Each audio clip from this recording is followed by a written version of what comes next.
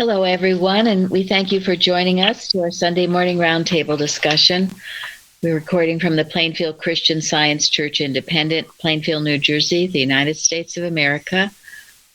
And our subject today is God, and we will begin with our morning prayer.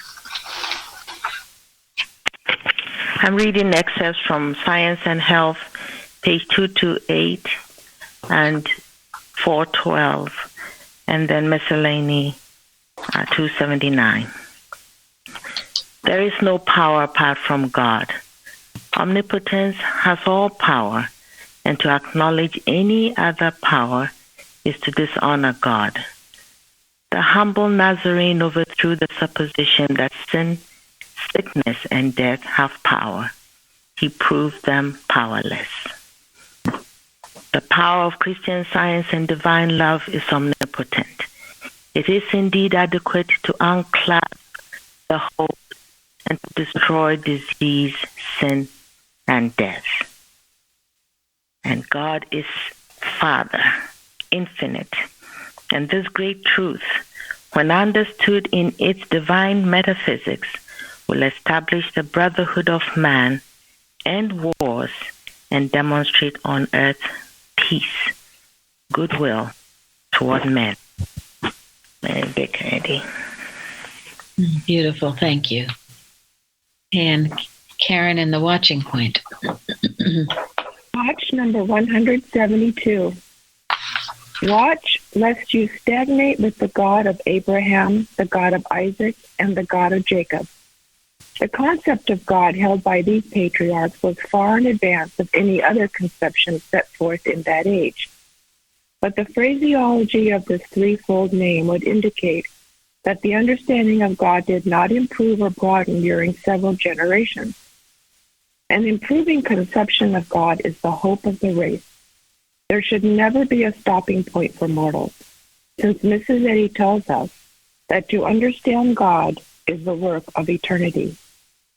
Christian Science sets forth the correct concept of God, and as the student studies this and seeks to understand it, he should feel that each day brings him nearer to this goal. But he should never believe that he has attained it and can stop all efforts to progress toward it. Spiritual growth demands a concept of demonstration that is constantly broadening and improving, onward, outward, and upward. Our Wednesday evening meetings symbolize this going onward, the church business meetings the broadening outward, and the Sunday services reaching upward. One's spiritual growth depends upon this improving idea of God and his broadening concept of demonstration. Science and Health refers to improved beliefs. It is fitting that one's first concept in use of demonstration should appertain to the personal benefits he expects to receive from his use. What a sad plight would be the stagnation of a student who spent all his days applying the power of truth to improve material belief, without reaching the point where he seeks to rise above material sense through the realization of its nothingness. He would surely deserve the classification of being an idolater. The only way students can avoid that name is to seek to rise higher in their use of demonstration and understanding of God each day. Thank you. Okay, comments on that one? Well, I was just thinking while she was reading it that where it says spiritual growth demands a concept of demonstration that is constantly broadening and improving, onward, outward, and upward. It reminded me of that poem, The Deer's Cry, how we, knowing that the Christ is before you and every which way. And it's just our spiritual growth that lets us know that. So, thank you. Also, the improving conception of God is the hope of the race. So I think individually, that is dependent on each one of us and on me. So I have to make sure that that is happening when I'm studying and praying, that my concept of God is growing. And also where it says, where was it? Well, anyway, that was many of the things. One of the things that came to me about this, but that. Oh yes, and that Christian Science sets forth the correct concept of God, and I just thought that's why Christian Science is so important, and I'm so to be grateful for it and joyful that it is the only science that brings the science of God to mankind.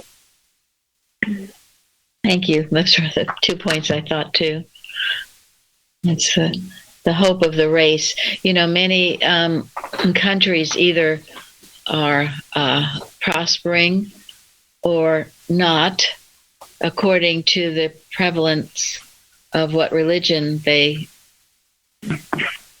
practice in those countries. You can see it, and it is true. The Christian countries are much more enlightened and prosperous in every way.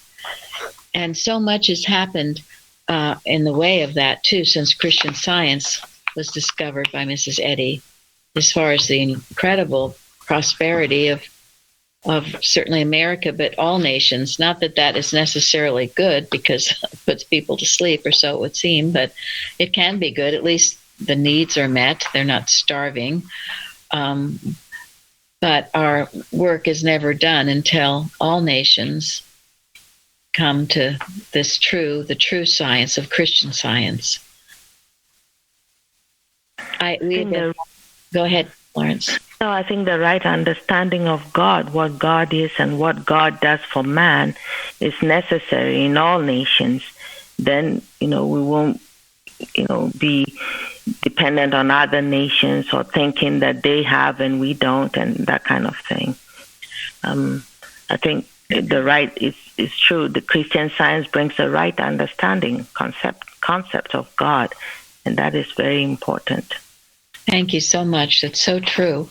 All nations are so blessed and have everything they need, because the kingdom of heaven of God is within us. So it's within each individual. Therefore, it's within nations too.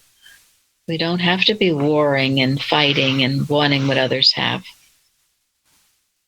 And when human laws pattern the divine laws, we will have peace, we will have brotherhood, we will have, we'll get along.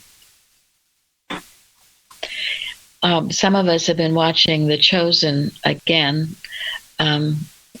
Seen it once, or seeing it twice. It's so wonderful.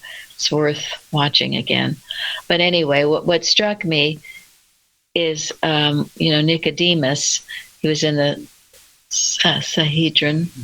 Yeah, he was one of the top guys. And when the other Pharisees were accusing Jesus of healing on the Sabbath or other things, Nicodemus said, what are you're so stuck on these old rules and laws, because this is the rules of, this is what our father Abraham gave us, just what this watching point was saying. So therefore, it's justified in attacking Christ Jesus. So this is a very important point here, that our views must keep changing and growing, because look what that did. Their refusal to change and grow in their understanding of God, that is what attacked the Christ with such ridiculous things. I mean, here he couldn't heal someone who needed it because it was the Sabbath. Well, that's because it was the law of Moses and Abraham. Therefore, misinterpreted. So I just thought that was such a strong example. But Nicodemus saw this. He did in the movie. He did anyway. He understood this, which is why he wanted that private interview with Christ Jesus. And anyway, it's very beautifully portrayed, and so important that we see and understand all of this and realize. I know for myself, these past couple of years with this pandemic going on, my understanding of God has greatly deepened, and I'm grateful for that, because we're forced in many ways to go higher, and that's why trials are proofs of God's care, and it should deepen everyone's understanding. Everybody should go higher. Now, before we get into anything more, I just wanted to mention last week we talked about that beautiful healing in Australia, referring to in Science and Health, page 559, the still small voice of scientific thought reaches over continent and ocean to the globe's remotest bound. And it was just brought out how when Mrs. Eddy practiced that by healing someone all the way in Australia, and then later finding out her thought going out. And at that time, she didn't know where it was going, but she just sent it out.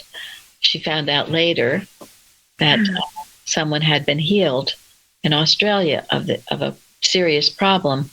And Carrie did find, and I would like both of these things put on our website.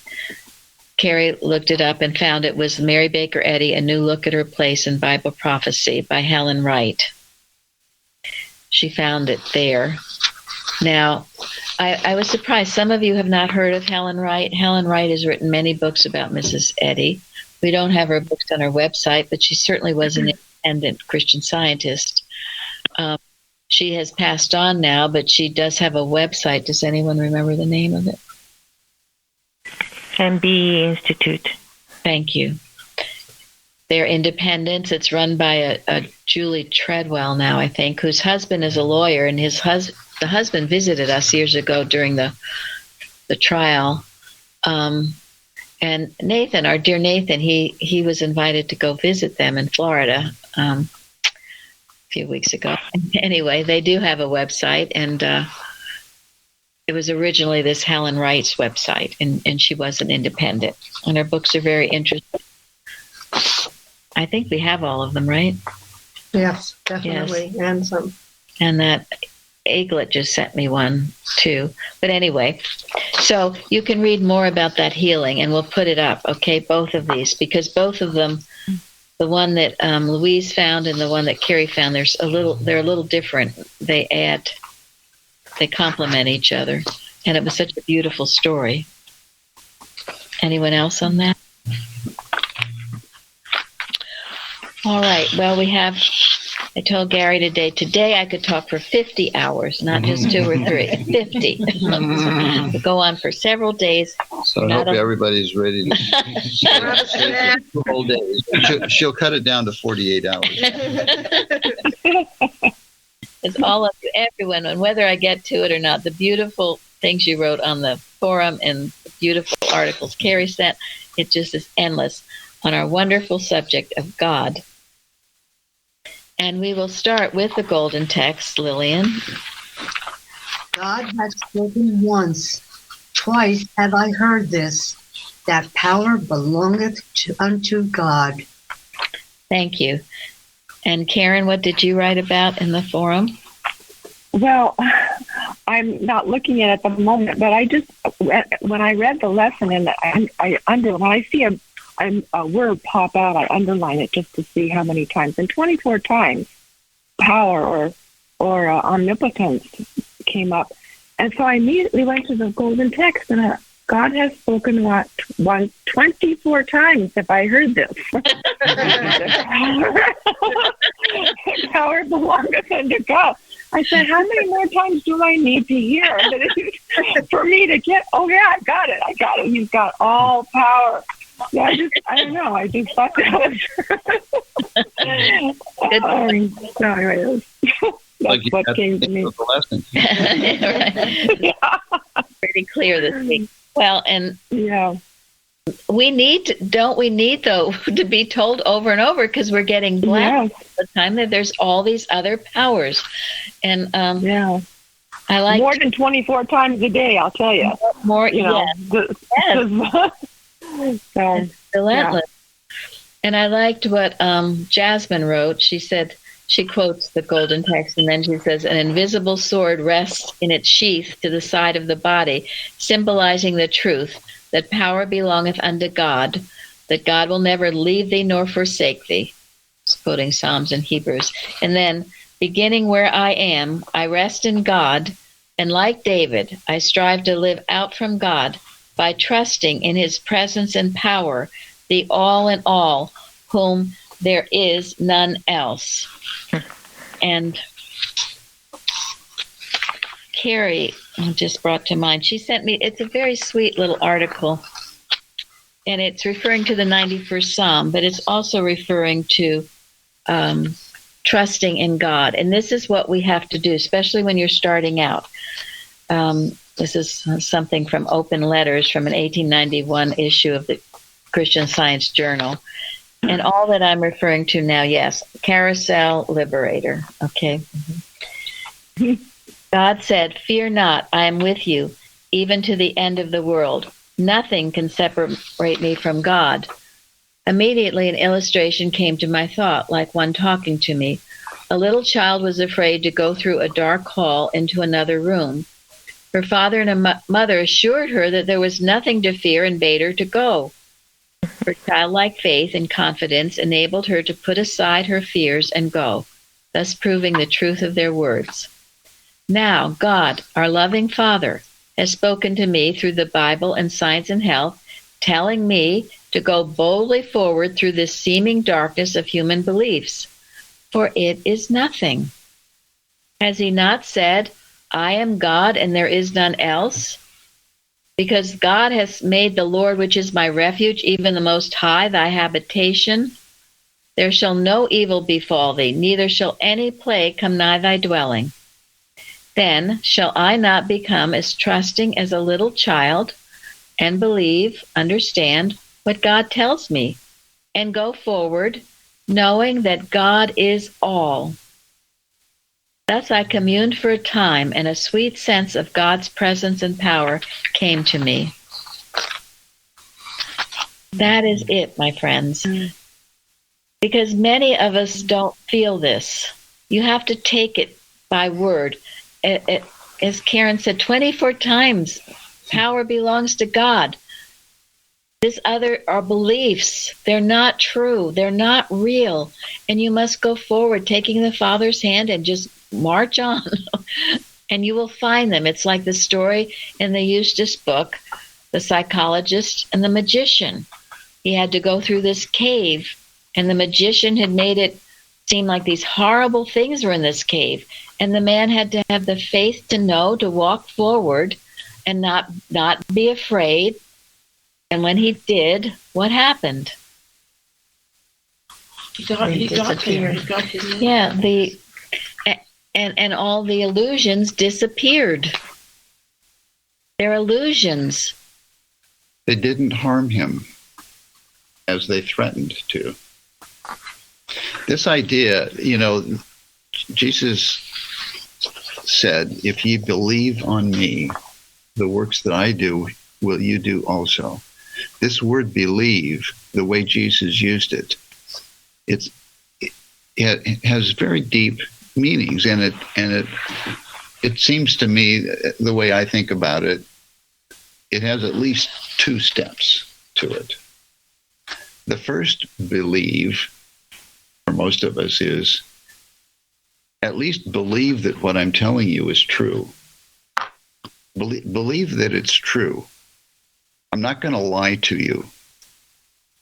So we take on faith what Jesus has told us about God and about what God does for us. We take on faith some of what Mrs. Eddy has written about who and what God is and who and what we are. And then we take it on faith. We believe that it's true. And then in our day-to-day existence, when by believing that it's true, we are healed or we are helped in other ways, we are lifted up, we receive the inspiration when we need it, we are protected when things happen in our life that show that, yes, in fact, it is true, and we were right to believe that it was true. Then we begin to understand it. And every experience that we have strengthens our believing that it's true. And it's Thank you very much. Go ahead. and then it becomes stronger and stronger, and it becomes understanding instead of just faith. And this is a process. We don't leap into understanding without first having the faith that it's true and trying it. Try the spirits.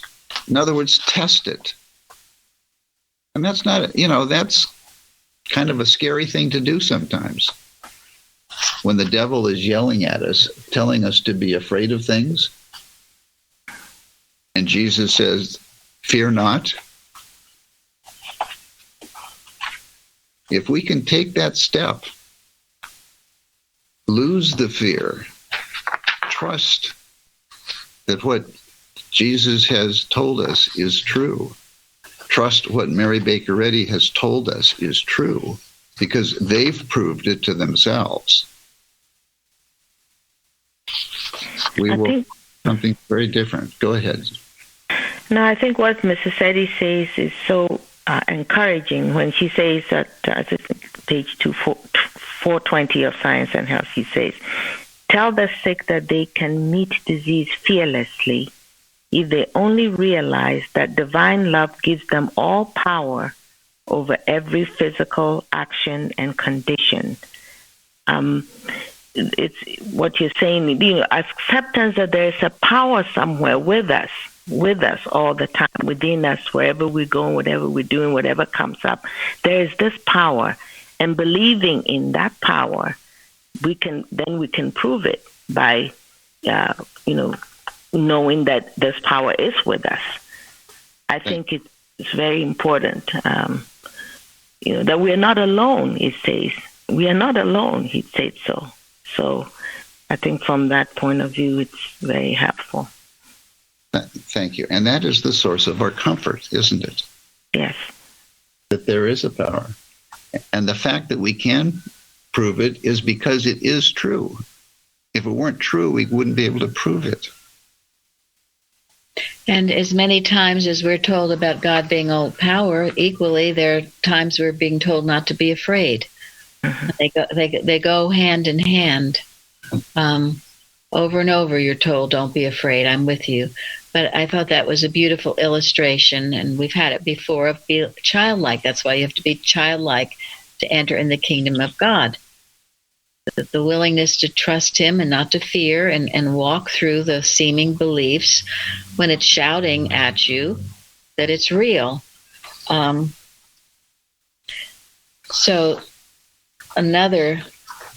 thing, before we leave the 91st Psalm, there was another beautiful... Sorry, Craig. Just a thought. What does it say to a person that wakes up in the morning and seeks to prove that God is all, or that is supreme? It wakes up with an energy to prove, not waiting for it to happen, but kind of seeks it out. Is that a bad attitude? Is that the right attitude to take? Someone that wakes up in the morning and seeks to find, what next, God, would you have me prove? Or sure. We're supposed to prove all things and hold fast to that which is good. All right. Thank you. So don't have to wait for the situation to occur, but look for, because some of these refutes or arguments that God is all, they're not very obvious, and they just, if you're not looking for them, sometimes you don't see them. No, but you have to ask God, to prove himself with the humility of a child. You can't ask God to prove himself with the arrogance, that, okay, God, come on, prove yourself to me, or you're a phony. No, right. It's the motive that matters. Okay. Well, his question's a little different. But I think, just getting up out of bed, there are plenty of opportunities to prove God is all. Yes, it's good to have an attitude that you're going to do it, a positive attitude, but they'll be all over the place. You just have to have the eyes to see. Many times you don't even see how you can prove God is all. In so many instances, there is no other power. And certainly listening to the news and the fact that you do wake up in the morning and you are conscious of your own existence, that should be proof enough that God is all powerful. yeah. Something much more powerful than me created me and gave me life. And thank God for the coming day. And I thank God every morning when I wake up for life and for truth and for love. Love. I start thinking now in a lowly position that I'm a custodian, which is like the lowest position that people out of a school may have. They just clean up the slop that people leave. And that's helped some to keep me humble and looking for what next. If that helps anybody. Oh, yes. Whatever way keeps you humble is important. We're supposed to be servants. So we are servants of God, not servants of matter. People. Or people. Now, these 291st ones are for our next liberator, but this one is one called the Song of the Angels. And it's true, I hadn't thought about this at Christmas, where Christmas carol, rest beside the weary road and hear the angels sing. That's such a beautiful sentiment. And many of us who are feeling weary can rest beside the weary road and hear the angels sing. Always have beautiful things to tell us. And the beautiful 91st Psalm, and it talks about as you make your God your habitation. Remember, we talk about this all the time, living and dwelling in God. Then no evil shall befall thee, neither shall any plague come nigh thy dwelling. Stay in that consciousness, because if you don't, in to belief, you can think that some evil has befalled you or some plague has come nigh your dwelling. There's always this falling away first. Be aware of your thinking. What are you thinking? If you get deluged by God not being the only power, then you're susceptible to some of this. You've got to stay in God's house, in the consciousness of God, in his habitation. And in Christ Jesus said, in my Father's house there are many mansions, so there's room for everybody. But you need to be consciously there all the time and not let your thought fall or drift. This is what it means to remain watchful, mindful in the present moment. And you can be anywhere doing a multiple amount of things and still be doing this, staying grounded and poised, just as the Christ was. So, And don't let myself get distracted by other things first thing in the morning. Yeah. Now, this was another beautiful article called The Power of God by Duncan Sinclair. And I think it makes a good point. He says, it can be said without much fear of contradiction that the great majority of mankind are oblivious to the power of God. They believe tremendously in the power of matter and what they call the forces of nature, manifested, for example, in the electric current, gravity, and so forth. And those among them who are versed in so-called physical science are firmly persuaded that what mortals call matter has stored up in it incalculable power, which someday may be liberated and harnessed in the service of men. Many believe so strongly in the reality of matter and material power that they will hardly admit the existence of any other power outside of matter. When one thinks of it, does it not seem extraordinary that such should be the case? Where does God come in? Where does the power of God come in? With the majority of mankind. They just go to church on Sunday, that's all. Well, It's so That's true. the problem, really. I mean, not revering that there is this power, that my hand is in its hand or something. Yeah, I think that's not acknowledging that power, not revering it. Yes. So. And this lesson really rips apart this idea that there's some other power. I thought it was interesting. God's condemnation of sin, sickness, and death. Condemnation, to sentence to death, complete disapproval, public censure, to declare to be reprehensibly wrong, sin, disease, and death. God, that is the only thing God condemns. He doesn't condemn people, but he condemns error. And then Christian Science exterminates the drug. Hello? And rests on mind alone as the curative principle, acknowledging that the divine mind has all power. Exterminate, to destroy, utterly, to root out. Now we can know this truth as big materia medica is parading all around. This truth is operating because this is the truth. And again, we take it maybe at first by faith. And again, if anyone needs to ever take the vaccine to do whatever they have to do, that is fine too. We know it can't help, it can't harm. That's fine. And I speak this humbly. I told you years ago I had a cesarean section. I'm sure I was pumped up with all kinds of drugs. And actually I was grateful for it. I probably would have been in terrible pain. Hey, that's how it was. So I say this humbly, but also with the faith to know that this is true. This is the truth.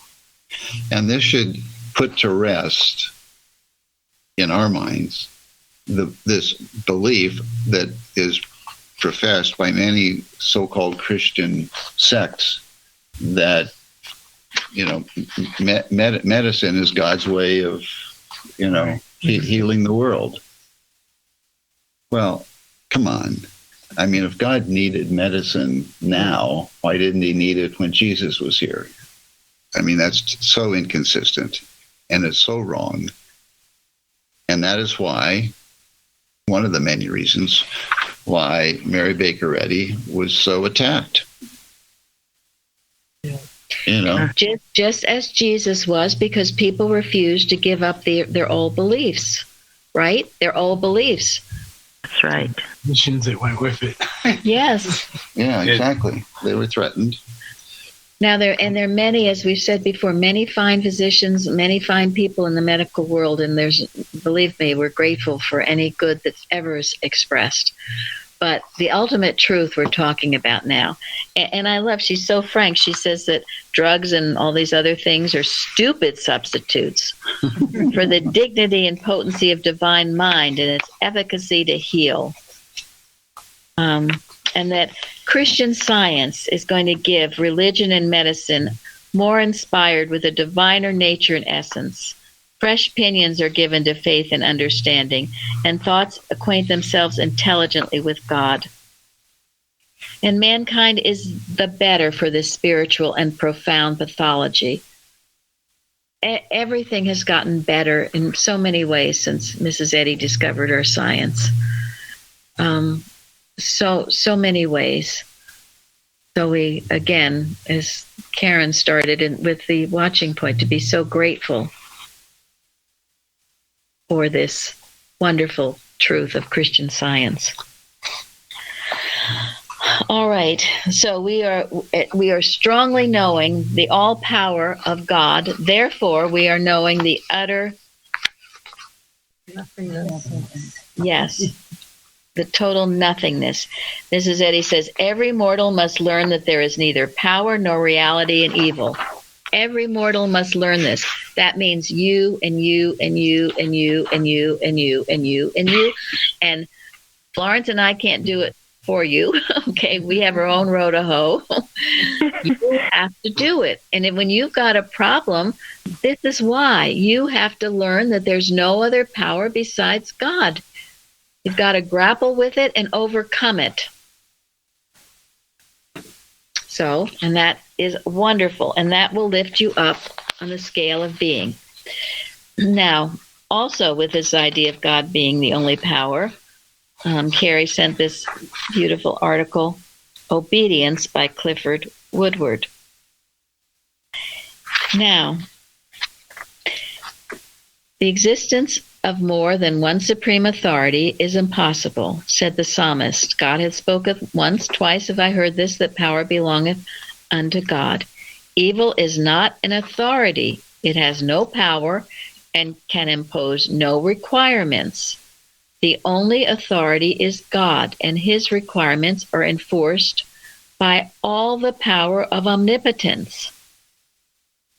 Obedience then means compliance with the requirements of God, omnipotent good. This article brings out, along with this idea of the all power of God, comes man's obedience to these rules. It goes together. That means when you're not obedient to this rule, how are you going to feel? Bad. Yeah. Not so good. Right. So bad, you're going to feel confused. You're going to feel unsettled because you're building something on the sand instead of on the firm foundation.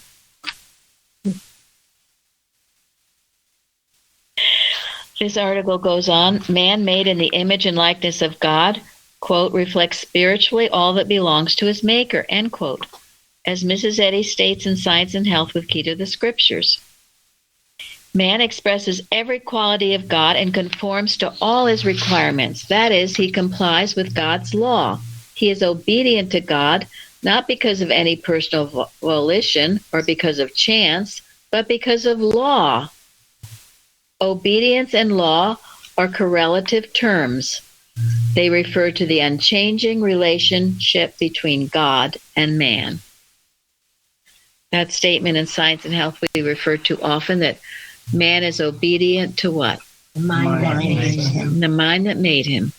It's a law. We are obedient. This is obeying the first commandment. He is the one God. We will have no other gods before me. We will acknowledge no other power. We won't come out of the Father's house. And in doing that, we are obedient and we are happy and safe and peaceful and prosperous. Every good thing. Grateful. And grateful. Yes. Now, one other wonderful article that Carrie also sent called Clearer Skies.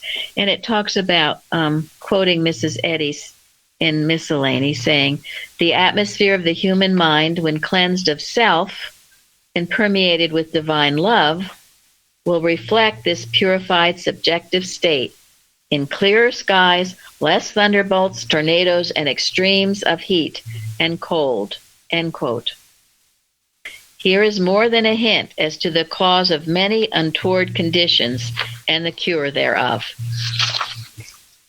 It goes on, but as we purify ourselves, purify our thought, this purifies the atmosphere and it dissipates mortal mind atmosphere. This is why we have the troubles in the weather that we do at times. It's the stirring up of mortal mind, and we can handle it, and we do, and we should, and we must. So, Mrs. Eddy says there's no vapid fury of mortal mind. She talked. yes. And vapid was seen is like a dull. I looked it up. And when people are dull, I guess They do crazy things. Yeah. Yes. Thank you very much. That's so true. Now I want to make sure I get to Jeremy's forum before he disappears on me. Just in time. Yep, can't go yet. Go ahead. Just when I was reading this week, and it was talking about in Deuteronomy about keeping your soul diligently, lest thou forget the things which thine eyes have seen, and lest I depart from thy heart all the days of thy life. I just felt like it went with what Mrs. Eddy said on page 479 about if there's no spiritual reflection, then there remains only the darkness of vacuity and no trace of heavenly tints. And so I don't know, I think a lot about how we're all here to be God's expression and, you know, be his image and likeness. But if my mirror is not facing towards that light, then I'm going to just forget everything and I'm not going to be able to do any good. So I just really, I like what we have here to keep us focused, especially like today, you know, and everything is just, we're always having our thought turned back to God, and I'm just really grateful for that. Thank you. And then Parthens wrote on that, Mrs. Eddy writes, vacuity signifies vacancy, emptiness, space unoccupied. And then he says, the antidote to the darkness of vacuity is occupy till I come, Luke. Rather than vacate the house of the Lord, the consciousness of God, I am to be occupied, to be filled with the serene sense of having already found that which I have sought. This is again staying in the Father's consciousness, staying in the Father's house. You don't have a vacant house. You're in the Father's house. And then this is something I've loved so much. I give it usually at Christmas time. It's from The Healer by Keaston. Quote, I would like to read an excerpt given to me in the very early days by Mr. James Neal, the beloved student and friend of our leader. I've given this before, but I find it so valuable that I cannot resist sharing with you our leader's own interpretation of Christmas morn in healing a patient. Thou gentle beam of living love and deathless life, truth infinite is you, as God sees you, as you see yourself. Still, I quote our leader. I have taken this hymn and raised a patient who was at the point of passing on in the hospital. I held her as a gentle beam of what? Of living love. As far above all the strife, all the striving, as far above the conditions that brought her there. Or cruel creed, the doctor's verdict. So far above all cruel edicts, creeds of mortal belief, or earthborn taint, creeds of mortal belief, or earthborn taint. So far above any taint of inheritance. And then, fill us, fill her, today, right now, with all thou art. With what? With living love and deathless life, truth infinite. Thou all of me, fill us, be thou, our all of life, always.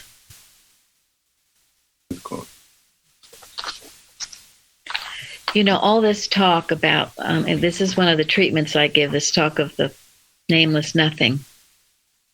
All you can be filled with, all your lungs can be filled with, is this. God. How could it be otherwise? With what? With living love and deathless life, truth infinite. Thou all of me, fill us, be thou, our all of life, always. We treat this. It will release anyone in the hospital, anyone, anywhere.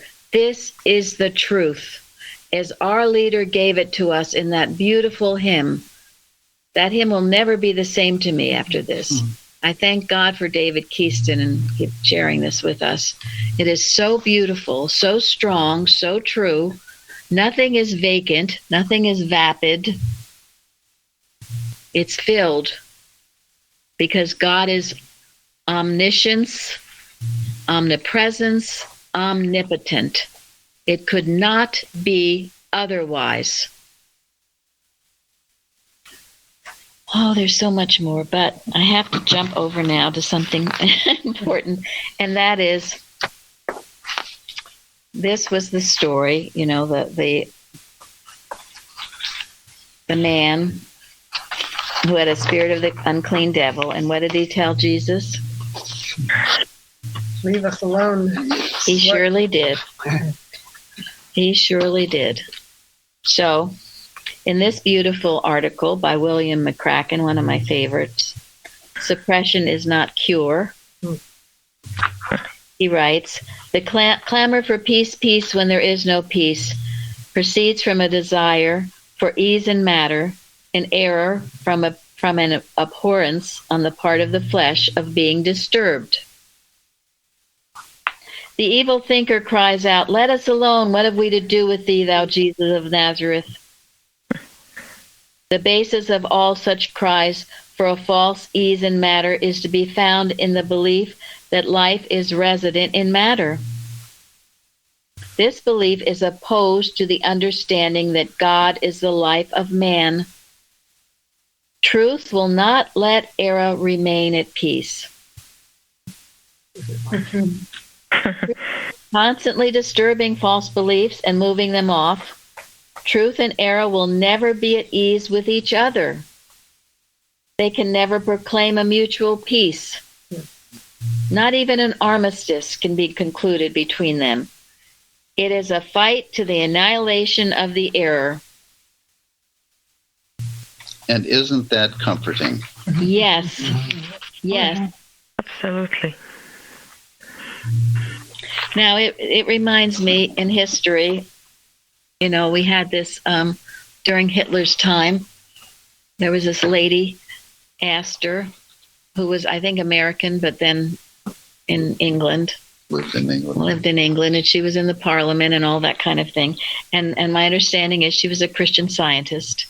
But she wanted to make peace with Hitler.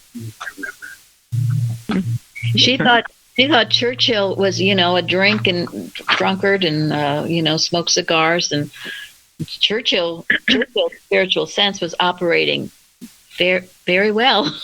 He knew what Hitler was, and he knew there was no compromise with that. While the Christian Science lady was peace, peace, peace where there is no peace. So let this be a lesson. And what did Jesus say? I came not to bring peace, but a sword. We should all have that same attitude, shouldn't we? Yes. The error, yeah. Yes.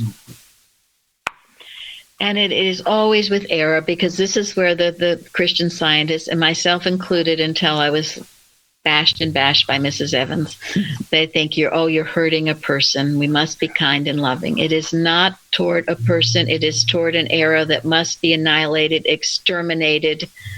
It's quite clear. She uses very tough language throughout Science and Health and prose works. We must be wise as serpents and harmless as doves. Yes. Because they're very tricky and would love to eat my lunch. They would take what good people have accomplished as his own, and claim it's his. Yes. It doesn't play. No. And right now, you heads down, shields up. We don't go looking around, poking the bear. We don't look for argument. We wise as serpents, harmless as doves. It's very important. We're not out to prove anything. It's all been proven. We just know what we know. And we do know it. And nobody can make us change our mind, try as they might.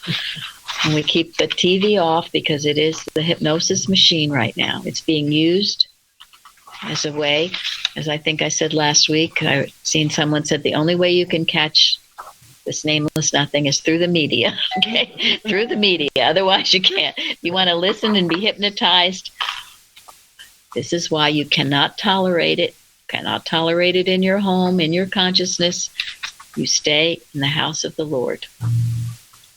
And if you've stumbled a bit, then learn your lesson and get back on it. Okay, and we will end.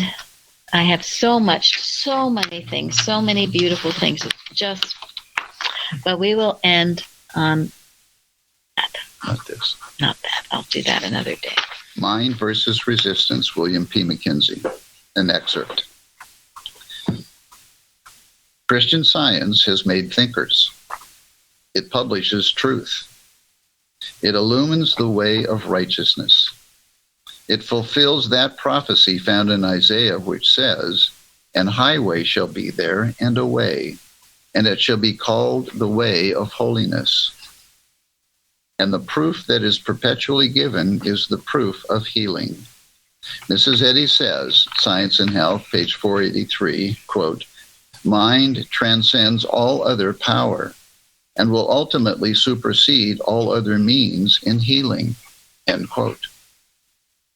In consequence of what they know, Christian Scientists do not lose hope or peace or faith or love through the strife of tongues be great, though the strife of tongues be great, though multitudes in the earth set themselves against Christianity and proclaim chaos.